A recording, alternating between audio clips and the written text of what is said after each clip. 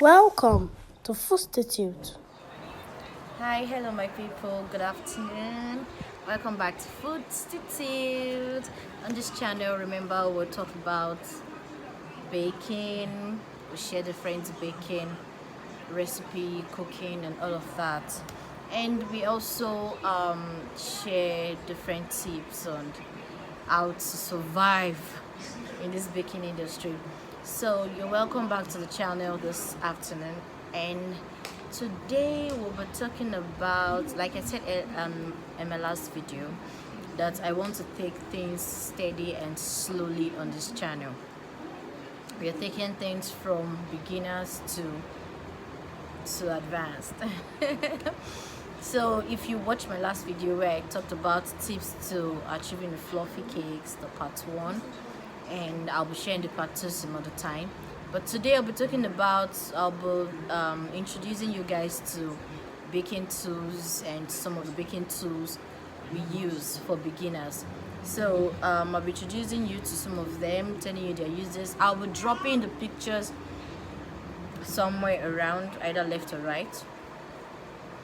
I'll be dropping the pictures around because I won't be holding any of those tools or materials or instruments. I'm talking about instruments, baking tools majorly today. I won't be going into the ingredients that we use for baking. I hope you understand me. So first on the list today, I will be talking about measuring scales and measuring cups.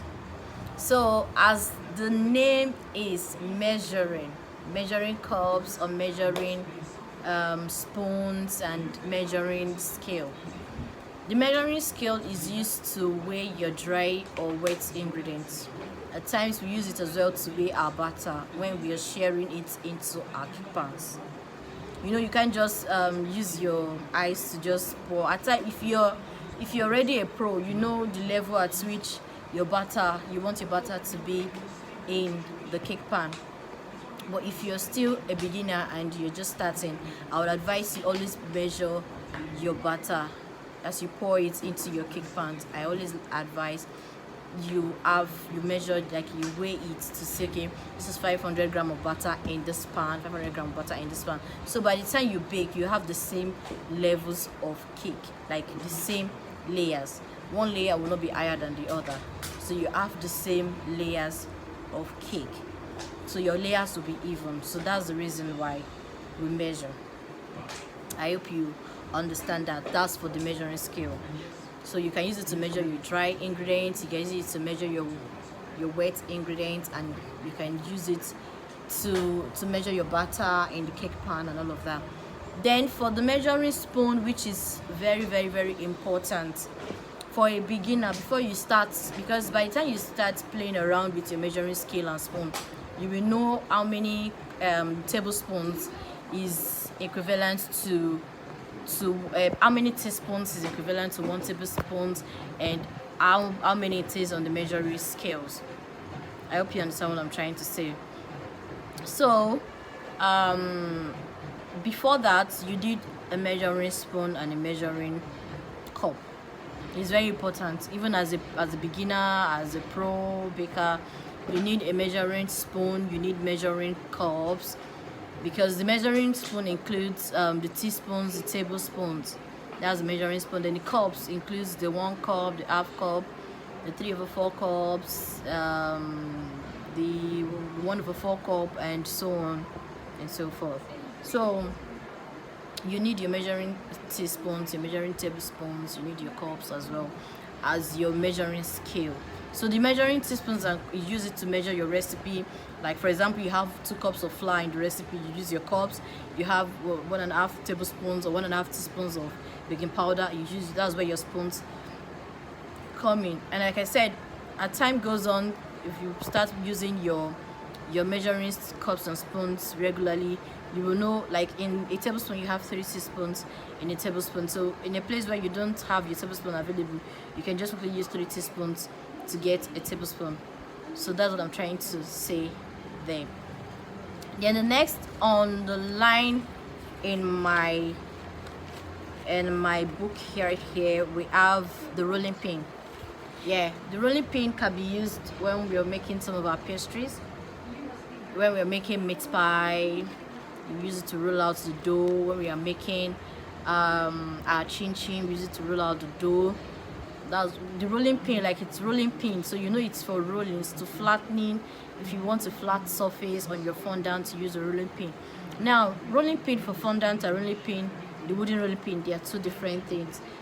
The rolling pin for fondant, we mostly use candle rolling pin for fondant, while we use the wooden pin for the pastries. As we go on in sharing our recipes, you will see the difference. Like I said, I'm going to drop pictures of those tools I'm naming. I'll drop their pictures somewhere around, be it left or right, you're going to see it. Then the third on my list right now is the whisk. Now, whisk, a lot of people know what whisk is used for. Whisk is used for our eggs, for beating our eggs. But at the same time, if you can use your whisk as well to mix your batter. You can use it to mix instead of using a spoon. You don't use a spoon during baking. We have what we call spatula. I don't want to skip whisk and jump to spatula, so let me still focus on whisk. You use whisk to beat your eggs. You can use whisk to cream your butter. Now we have the manual whisk. We have there's one rechargeable whisk, very small. You can use to whisk your egg if you can't afford a stand mixer or a hand mixer for now. So you can use whisk to cream your butter, and as well to beat your eggs. So that's what whisk is for. Whisk is very important. As a beginner, you must have a whisk at home. So we've talked about whisk. Now, mixer, whisk. If you don't have a mixer, you can still work with your hands. If you don't have a whisk, you can still work with your hands. So please don't kill yourself. Enjoy the process as you grow. You can work with your hand. When you want to cream your butter, you can use your turning stick to cream your butter properly. And I'm still going to talk about creaming our butters with our hands. It is a very important part in your baking. If you're not patient enough with using your hands to cream your butter, I'm sorry, you're not going to have a perfect cake. Our last video, we talked about having a fluffy cake, and this is part of the tips for the part 2, where we're going to talk about how to cream with your hands for now if you don't have a mixer. So a mixer is not something, it is not a do or die because mixers are so expensive, so it is not a do or die affair. If you don't have money for it, please use your hand. Then next we have the trimming knife. The trimming knife is used to trim your cakes. You know, at times, because with all these our Nigeria made pans we have everywhere, most of them do not give equal, even round shapes. So you will notice that your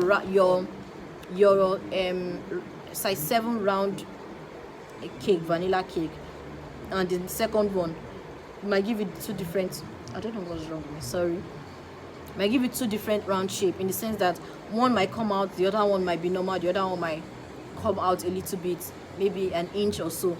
So that is where we use our trimming knife. Use your trimming knife to trim the cakes so they become even. Trimming knife, it's important to know how to trim with your trimming knife, because your trimming knife, if you're not careful, you can end up having from a size 8 cake to a size 5 cake from where you're trimming. You can end up trimming your cake from a circle cake to a drum cake to a cone, because you have to learn how to handle your trimming knife. You can learn, because when I started as well, I was having issues using my trimming knife, but I made sure that I learned it the hard way. It was so difficult. I was wondering, why is trimming so difficult? At times I trim the cake, then I end up having a drum shape. My husband would just laugh.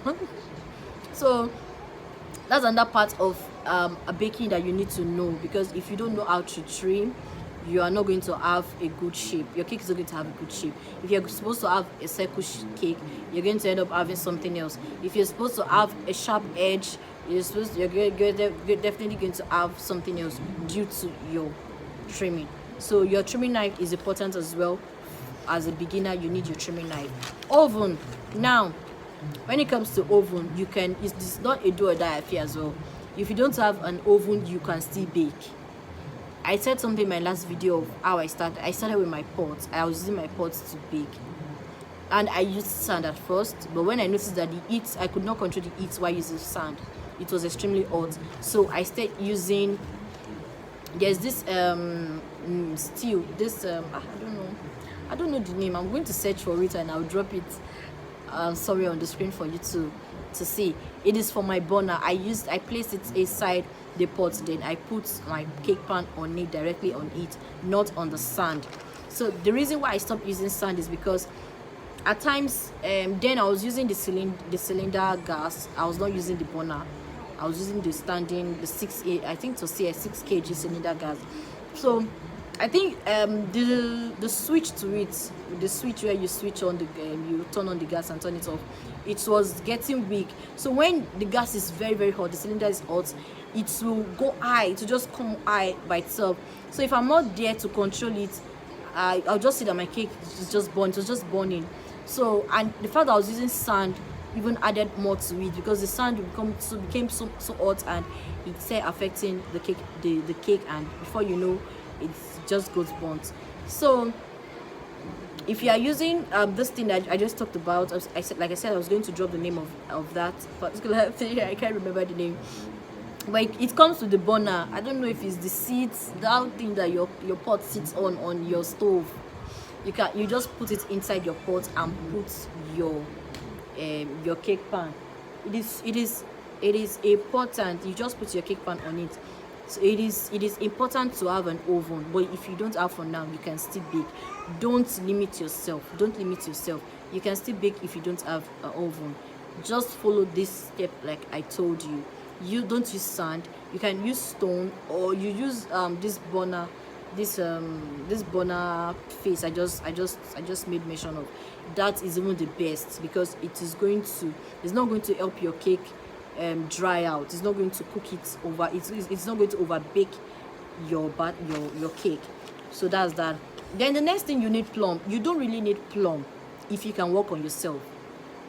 Plum is used if you want to level your cake, in the sense that if you're trimming and you want to know if your cake is balanced, if your cake is straight, if your cake is in line, like one side is not like this, you want to know that your cake is straight and is like this. That is the use of the plum. That is where the plum comes in, to know that your cake is straight and it is equal. It's not that one side is higher than the other and like this, But if you work on your trimming skills properly, you work on it properly, you don't need a plum. And it is important to even work on, because at times you might be in a place where you don't have all the equipment and there's no plum, then you need to work. Are you just going to look? So it is important to try and use your eyes to gauge and see what you need to do more on your cakes. So if you don't have plum for now, you can still you can still bake. You don't need to limit yourself and say, I don't have plum, how can I trim? Because that lady is using plums. Because you don't need it. If you don't have it, try to work on your trimming skill and you are good to go. But if you have it, whenever you trim, please use it to confirm that you're right, your trimming is perfect. The next on the line, we have a spatula. Spatula is like a form of a shovel. It is different from the wooden spatula that we have in the kitchen. This spatula, the best spatula you can use for your baking is it has this plastic. It's not really plastic. It's like a mold. It has this smooth surface. It's like a mold. That's the best. It will help you. Should I take back? It will help you scrape. It will help you scrape out all your batter in your mixing bowl. I don't know how to explain that deeper, but when you use that kind of spatula that I just made mention of, it is the best. Whenever you have excess batter around in your mixing bowls, it helps you move them around, helps you put them in one place. You see, by the time you are using that spatula I just made mention of, it will help you clean up your mixing bowl and make it totally clean, help you remove all your batter completely clean. So that is that about that. The next thing we have here is our baking pans. Yes, baking pans, like the name, baking pans, we use it to bake. So be it circle, be it hexagon, be it square, whatever shape your baking pan is, it is for baking. It is where you pour your butter in the pan. If it's bread, for your cakes. baking pan is for baking. Baking trays, we use baking trays when we want to bake our pastries, when we want to do our meat pies, when we want to do our cookies, our sausage roll. So we will fix them on our baking tray. You can line the baking tray with a baking paper, or you dust with flour and butter. So that is that about the baking tray. Then the next one on our list right here, we have the steamer. Okay, the steamer is not really as important for a beginner. If you really don't have the money to get one, you can skip the steamer. Steamer helps steam the cake, and it's also it's used for a lot of things. That I said, it is not important right now. It is mostly used when you are doing an advanced, like when you want to do your wafer paper, or when you want to steam your fondant cake. So it is not really as so important if you don't have that as a beginner. Then what we have next is the smoother. The smoother is for your fondant cakes. The smoother is for your fondant cake. You use the smoother to smoothen your fondant, like it is smoothing. Use to smoothen the body of your fondant on the cake. So when you are fixing your fondant, applying your fondant on your cake, you use the smoother. As we go on on this channel, you see what a smoother is, and like I said, I'm going to try and draw the pictures of all those things I'm mentioning on the screen so you can see what it looks like. Then next we have the dowel rod. The dowel rod is used to stack our cakes. Dowel rod helps to keep the cakes firm. It helps as a support for the cake. So when you have your dowel rod in your cake, it's wherever you're going with your cake, it's not going to fall if you know how to stack properly, if you know how to use your dowel rod properly.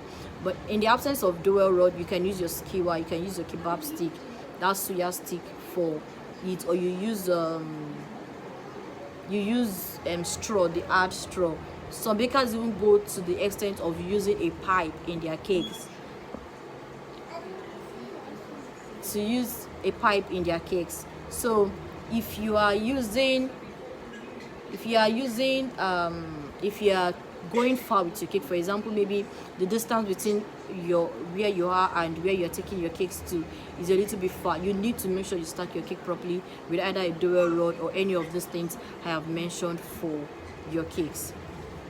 So the next thing on the list is a turntable. You need a turntable.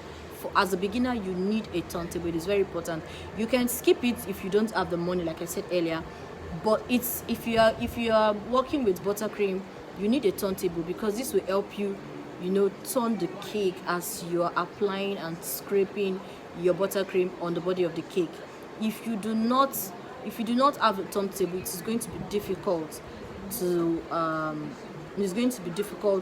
start with. It is going to be difficult to apply your buttercream on your cake, be it fondant, be it anything. You need a turntable. You can buy the plastic turntable. Plastic turntable is so cheap. You can buy it for 2,500. I have one that I use as well. You can buy plastic turntables for 2,500 depending on your area. I won't see things so expensive in my area, like things that is very, very expensive where I stay. So depending on your area, in my area it is 2,500 for the plastic turntable, and it will give you the same job as the other ones, the metal or whatever turntable you are planning to use later on. So next on the line, you need a palette knife. A palette knife, we have the set, we have the single. Okay, I'm going to drop the particular one you need first for your beginners class. The next for your beginner, as a beginner, you need the set. But if you don't have money to buy the set, you can have two particular ones, the bigger and the small ones. I'm going to draw a picture of that particular palette knife on the screen so you can see what it looks like. It is used to apply your buttercream or your whipped cream on. It's used for a lot of things, but mostly for beginners now.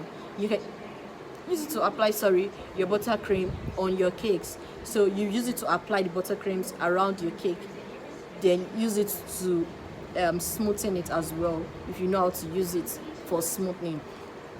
So use it to cream it or apply the cream on your cake, then use it to smoothen it, both the top and the body of your cakes.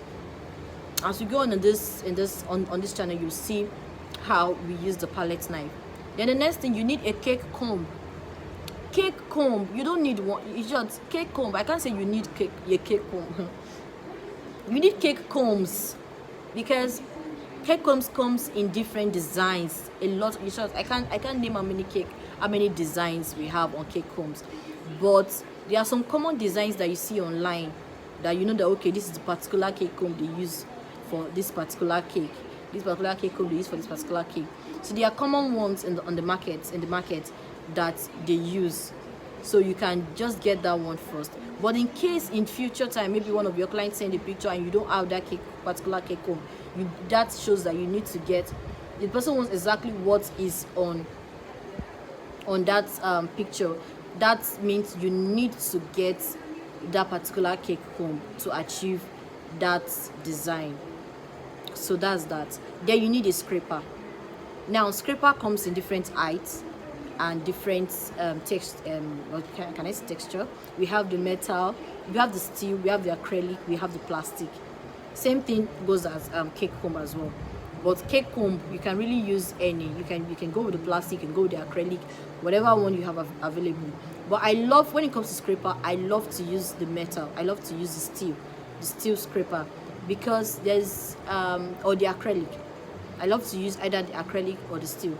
There's this common hack that most bakers use, and I use it at times, is heating up, adding a little bit of heat to your scraper when you're blending, when you're trying to scrape or comb your buttercream, or be it whipped cream.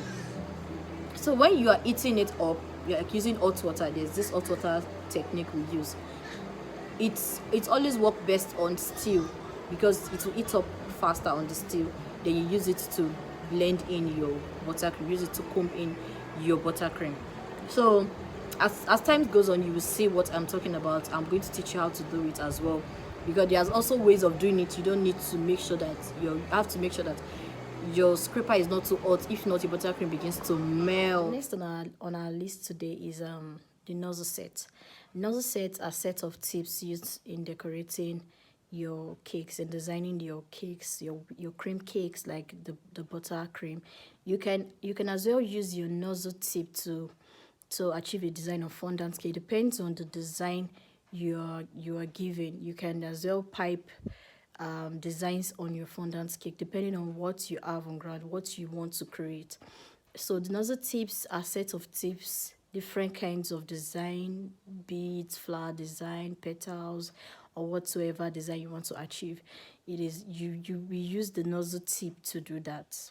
So you insert the nozzle tip to your piping bags, and you create the design. You achieve whatever design you want to with the nozzle tip.